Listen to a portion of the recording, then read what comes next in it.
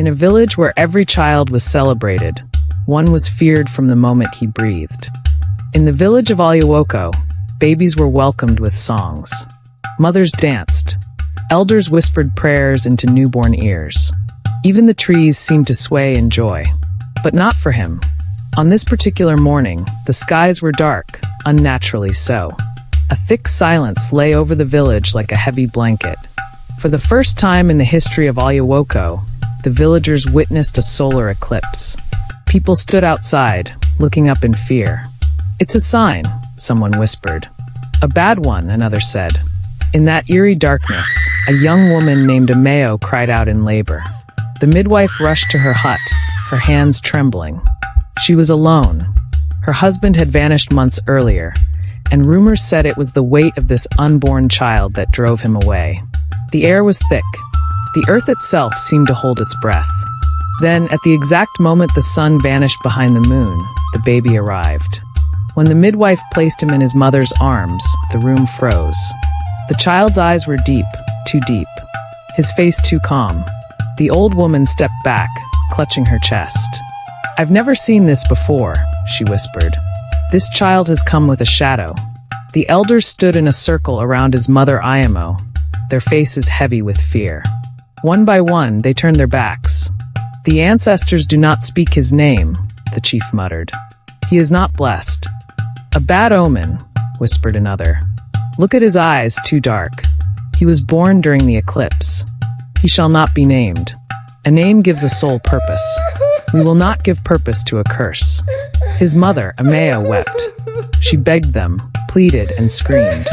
A child without a name was unthinkable. In their culture, a name was more than identity. It was spiritual protection. It connected you to ancestors, to destiny, and to community. Without it, you were invisible. Ameo collapsed to her knees, sobbing. "You will curse him more by stealing his name," she said. "He has done nothing." The villagers stood in silence. No one moved to comfort her. And so it was decided. The boy would grow up without a name. He was not registered in the village records. No prayer was said over his crib. When he cried, people turned away. When he laughed, no one smiled back. Even the children were told, "Don't speak to him. Don't touch him. Don't say his name, because he has none." Ameo raised him in the shadows, her love the only warmth he knew. At night, she whispered to him the name she wanted to give him. "You are my Anualia," she'd say, tears soaking the cloth between them. "It means God's mercy. But mercy doesn't live in this village." She taught him to read by candlelight and to sing songs where only the wind could hear. The villagers called him everything but human, Oduku, the cursed. Even children whispered that his breath carried bad luck. But he never cried, not in front of them. Only at night when the moon rose and his mother held him close, whispering, "You are not a curse. You are my reason." But the boy grew up knowing, deep in his bones, that he was different, that he was unwanted, that he was feared. When the world refused to name him, he started naming the wind. And in his silence, a story began. He was 10 years old when the teacher asked him the question, "Why don't you speak in class?" The room was quiet. Eyes turned toward him, not out of curiosity, but suspicion. He looked down, then up, then whispered, "I'm afraid." "Afraid of what?" the teacher asked. He hesitated. "That my voice might break something." Some kids giggled. Others rolled their eyes. But the teacher paused. Something in that answer stuck with her. She didn't ask again, because the truth was he wasn't just shy. He was surviving. In Alyowoko, everyone remembered the eclipse. The day the sky went dark in the middle of the morning. The day birds flew backward. The day a baby cried as the sun disappeared behind the moon. And they remembered the spiral birthmark on his chest, dark, swirling, almost alive. They said he was cursed. They said he was the reason his father vanished before his first birthday. They said if you touched him, bad luck followed. So no one touched him. Even in class, the kids left a gap. His desk sat at the edge, untouched, like an island no one wanted to visit. During lunch, while others shared bread and stories, he sat under the mango tree. Alone, drawing stick figures in the sand. And naming them. "You're Kojo," he'd whisper to one. You're brave. You're Nia, he'd say to another. You're smart. He gave names to the ants marching by, the wind that rustled his hair, the mango tree that always dropped fruit for him. No one else. Everything had a name, except him. Still, he was kind. When a boy tripped and scraped his knee during football, everyone laughed. But the no-name boy ran across the field, tore his own shirt, and wrapped it around the wound. When a girl's sandals snapped walking home, he took his off and gave them to her, then walked the rest of the way barefoot. But no one said thank you. No one smiled. Just silence. And worse, fear. Because even when he helped, they whispered, what does he want in return? He stopped expecting kindness. But he never stopped giving it. Except for one person. One person saw him. Grandma F, the oldest woman in the village. Blind since birth. Sharp as fire. She'd sit on her wooden stool every afternoon near the village well. When she heard his footsteps, she'd call out with a grin, come, no-name child. Let's share this bread. He never asked how she knew it was him. He just sat, slowly and carefully, and took the half-loaf she broke for him. And with her blind eyes closed, she told him stories. Of ancient gods. Of heroes who spoke to thunder. Of warriors who were never named, but remembered forever. You don't need a name, she told him once, her voice soft like old fabric. You're already becoming a story. He looked at her then, eyes wide. But stories get told. No one speaks of me. Yet, she smiled. He was 15 the day everything broke. The day his mother fell in the middle of the market. One moment she was selling bread, smiling through the heat. The next, her knees buckled, and she hit the ground hard. The crowd didn't move. Some whispered, it's the curse. Others simply watched. Eyes cold. Arms crossed.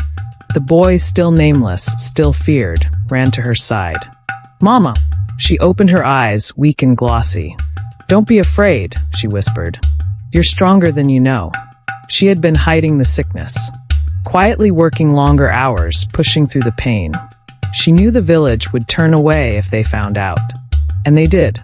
That night, the boy carried her, on his back, barefoot, to the tiny government clinic 3 hills away. The nurse barely looked up. She needs tests. You'll have to wait. They waited. All night.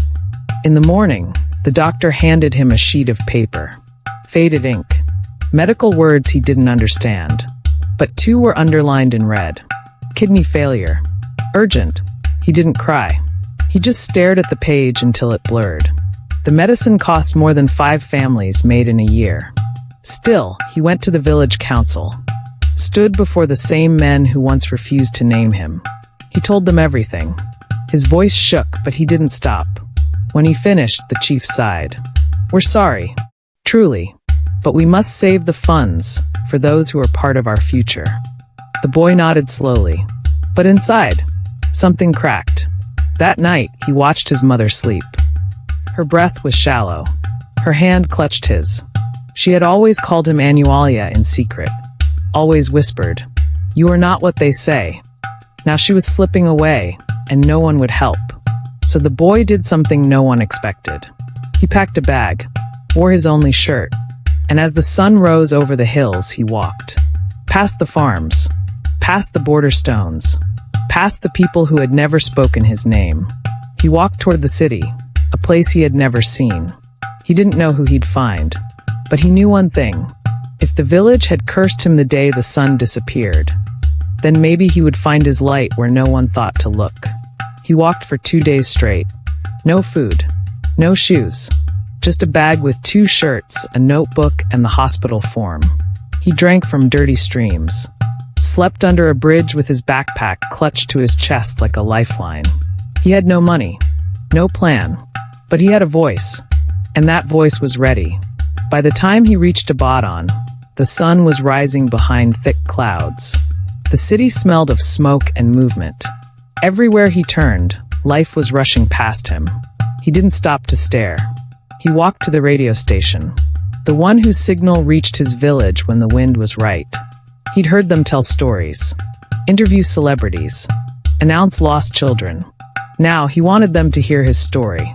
He stood outside for hours, People came and went. Guards ignored him. The receptionist rolled her eyes. Finally, as the guard turned to light a cigarette, the boy ducked past. He slipped inside, heart pounding. His legs wobbled from exhaustion, but his purpose kept him upright. He found a hallway, then a door marked on air. He pushed it open. A man behind a console turned, startled. "Hey, who are you? You can't be." "I need 5 minutes," the boy said. His voice cracked. He looked like nothing, skin dry, lips cracked, eyes wild. The man stood to call security, but then he looked into the boy's eyes. Eyes that held something no guard could stop. A storm. The man hesitated. Something in him shifted. He waved the boy in.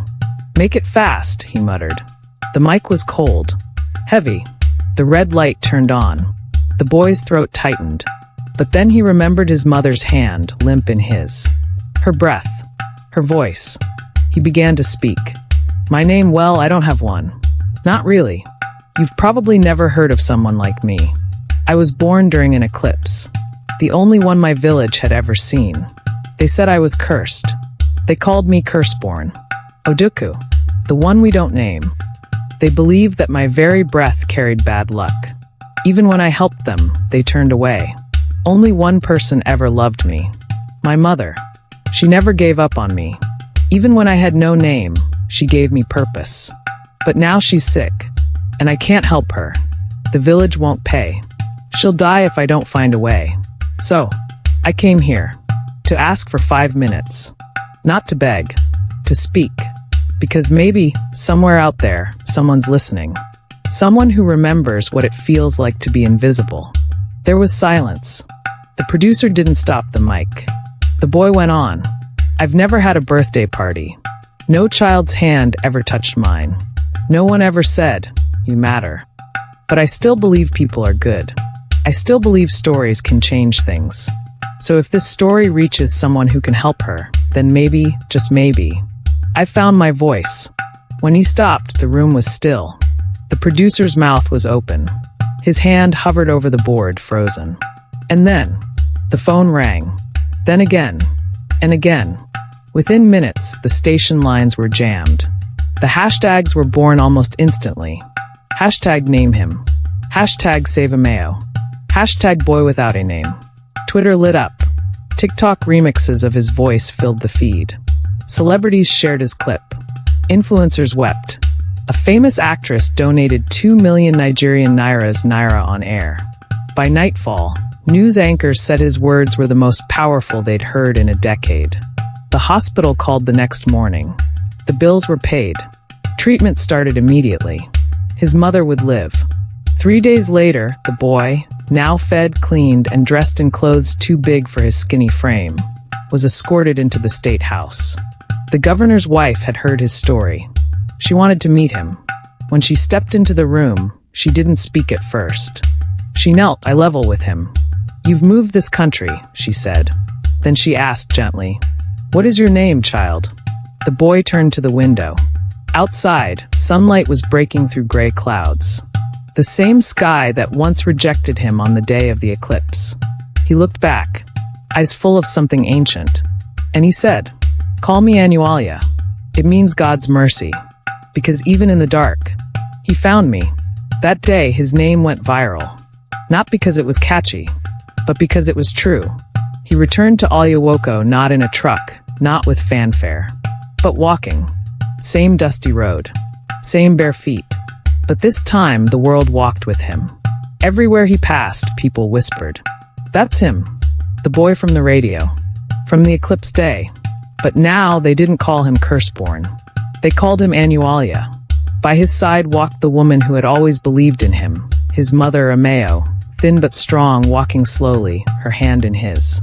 The surgery had been a success. The doctors said she was lucky. But Annualia knew better. It wasn't luck. It was grace, it was mercy, it was faith. The same faith she had clung to through all the silence, all the shame. The day she opened her eyes after surgery, the first thing she said was, "You did it." He had cried, for the first time in years. And now they were home. Together. The village was gathered. Even the mango tree stood taller, its branches heavy with fruit. The chief waited at the center, leaning on his cane. The elders flanked him, faces stiff, unreadable. And then, from the back of the crowd, someone else appeared. A man, dust on his shirt, a beard he hadn't trimmed in years. He stepped forward slowly. The villagers gasped. Ameo's breath caught. It was his father. The man dropped to his knees. "I was a coward," he said. "I ran when I should have fought for you. For both of you." His voice cracked. "I believed the fear more than I believed in my son." He looked up at Anualia, eyes full of regret. "Forgive me." There was a long pause. And then Anualia stepped forward. He helped his father to his feet. "I didn't become who I am because you stayed," he said gently. "But I forgive you because I became who I am anyway." The man wept. The village stood frozen. Ameo stepped forward, her eyes sharper than ever. "I don't need your apologies," she told the chief. "Not anymore." She turned to her son and pulled something from her pocket. A small, spiral-shaped pendant, matching the birthmark over his heart. "I made this the week before you were born," she said. "I was going to give it to you the day they named you, but they never did." She placed it around his neck and whispered, "Your name was always Anualia. God's mercy, not a curse, a gift." The chief stepped forward, old, trembling. "We were wrong," he said. "All of us. And we see that now." Anualia looked him in the eyes. "I'm not here to be praised," he said. "I'm here to remind you what happens when you silence a child." He walked to the mango tree. Kneeling down, he placed a stone beneath it, carved into it, for the children they tried to erase. He didn't ask for a ceremony. He didn't want their applause. But what he built next was more powerful than anything the village had seen. With the help of donors and volunteers, Anualia founded the Ameo Center for Forgotten Children. A school and shelter for the rejected, the misunderstood, the children born under bad omens. At the gate, etched into iron, were the words, "You are not your beginning. You are what you survive." One evening, weeks later, he sat under the mango tree again. His mother sat beside him. She looked up at the leaves. "You named everything under this tree before they gave you one," she said. He smiled. "Even the wind," he replied. "Do you regret any of it?" she asked.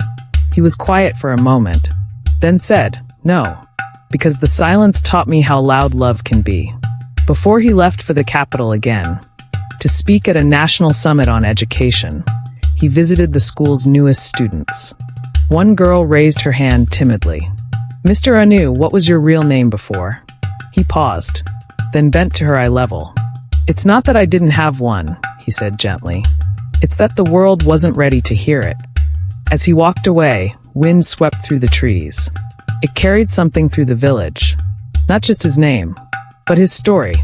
And stories, once heard, cannot be unheard. They echo. And Anualia's name, once silenced by fear, was now spoken by thousands. Softly, proudly, forever. You may be born into silence. You may walk through rejection. You are not what they call you. You are what you survive, what you choose to become. And sometimes, the name they fear is the one the world needs most.